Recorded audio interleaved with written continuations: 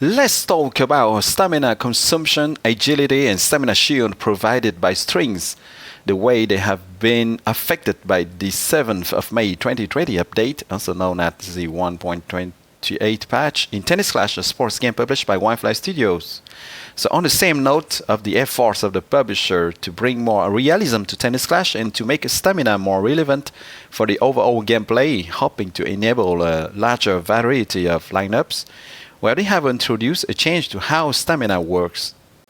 Do you remember how stamina was consumed before the 7th of May 2020 update?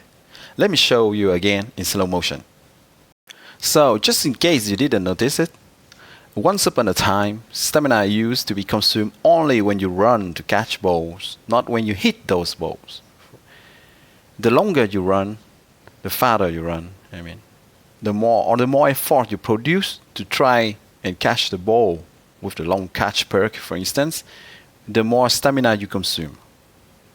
And when you saw the exclamation mark while running to catch a ball, well, you were going to say to yourself, oops, my stamina is going to drop a lot here.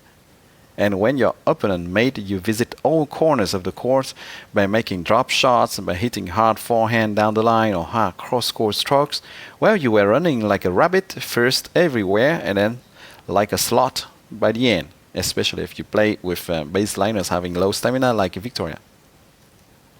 Drop shots worked very well before the update to deplete your opponent's stamina bar, and it was cool to master the drop shot swipe to hit them during rallies.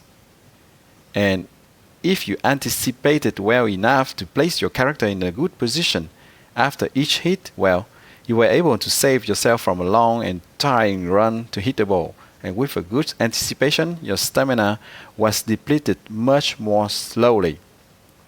But forget all that. That is over. Back to the future now. Here is how the stamina consumption works after the update release on 7th of May 2020. So, after this 1.28 patch, receiving and hitting back shots now also depletes your stamina. The faster the ball was before you hit it back, the higher the stamina consumption.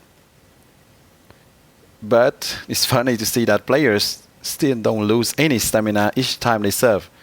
The serve is a hit that can require a lot of energy in real life when you try and hit it hard, so it would have been more realistic if serving costs some stamina as well in Tennis Clash. Anyway, so after the 7th of May 2020 update, not only you lose stamina when you run, but you also drain it when you have to return own strokes. So the stronger your opponent had hit a forehand or backhand, and the more stamina you will consume when you try and return this forehand or backhand. And the weaker was his stroke, and the less stamina you will drain when you return it. Stamina now also has a bigger impact on the player's movement speed, and it will be easier to notice how it is affecting your character. Indeed, on the video right now, you can note that when I had lower stamina here, my Victoria starts to run in quite slower pace. And that wasn't the case beforehand, before the update. I couldn't have caught this stroke from my opponent before the update. But finally, the stamina will also affect your character's reflexes. Having low stamina will make it harder to hit fast balls. As you can see here, both opponents are starting to have lower stamina here. So both of us were starting to hit balls with a longer reaction time. And that is something that volley players will not like with this update because, well, they won't be able to react very quickly near the net like before the update. Let's talk about the stamina shield now. As stamina has become more relevant after the update, where the strings that have the special effect stamina shield, like the choker card here on video, we have their shield decrease accordingly so they don't become too overpowered. So on this video right now, you can see the stamina shield before the 7th of May 2020 update. So let's see the shield again after this point. So try to keep in head the shield level of my opponent. So as you can see, that was going a bit over the string symbol. So here is another video showing the stamina shield after the 7th of May 2020 update. So as you can see, the stamina shield is quite smaller after the update. It has kind of been reduced by at least 50% after the update. Yet it doesn't even reach half of the string symbol now.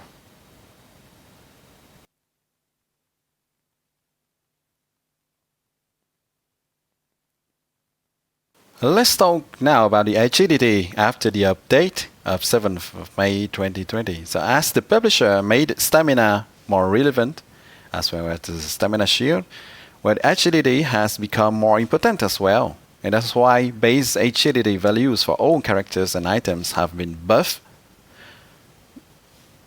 But honestly, I'm pretty surprised as to see that a quite higher agility than the opponent's serves doesn't allow me to return the serves as good as before.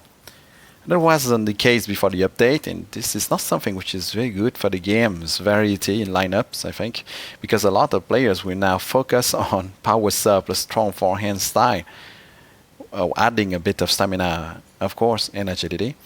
Let me show you now how my build was before the agility buff, 50 of agility, and now after the buff, the same exact build after the agility buff, so after the 7th of May 2020 update. Before it was 50, now it's a 64 of agility. But this agility increase means almost nothing because all other players have been buffed as well. So, well, it's still the same thing, except that now players can move much more quickly on the court. Well, I hope you enjoy watching me talk about how stamina consumption, agility, and stamina shield provided by strings have been affected by the 7th of May 2020 update, also known as the 1.28 patch in Tennis Clash, a sports game published by Wi-Fi Studios. Don't forget to subscribe to the channel Gameplay 365 to stay tuned for new videos of Tennis Clash. Thank you a lot for your support, and see you soon on Gameplay 365. Bye bye.